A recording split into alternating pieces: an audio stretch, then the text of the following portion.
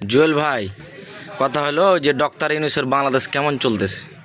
বাংলাদেশের অবস্থা বর্তমানে এবং ডক্টর ইউনূসের অবস্থা বর্তমানে খুবই খারাপ।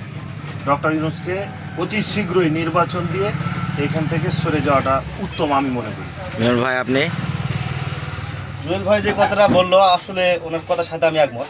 কারণ আজ থেকে 1 বছর বা 2 বছর আগে আমাদের বাংলাদেশের পরিস্থিতি যেরকম ছিল, আওয়ামী লীগ সরকার ছিল, দেশে খেয়ে দিয়েছে, সব কিছু করেছে, কিন্তু এত অরাজকতা ছিল না, রাস্তাঘাটে এত চুরি ছিনতাই ছিল না।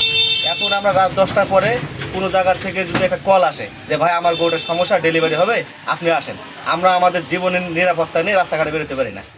কেন বেরোতে পারি না? আমাদের জানা মতে যেই রাস্তাতে সমস্যা, যেগুলোতে সমস্যা, ওখানে দেখেন যে 10টা লোক বসে আছে চুরিতে। আপনি কি করুন ভাই, একলা লোক নেই। এর আগে চুরি চিন্তা হয়েছে, কোথায় জানা হয়েছে, কিছু খবর এলাকাতে নেই, বা চোর ডাকা দ্বারা আপনার চুরি করতে ভয় পেয়েছে এলাকাতে। এখন প্রকাশ আপনার বাড়ির দুয়ার থেকে। আমাদের রোদগ্রামের কাহিনী বলি, 3 দিন ধরে আপনার চোর ঘুরতেছে এবং একজনের বাড়িতে ঢুকে গেছিলো, অল্প থেকে গরুটা বের করতে পারেনি, এইরকম একটা কাহিনী চলতেছে।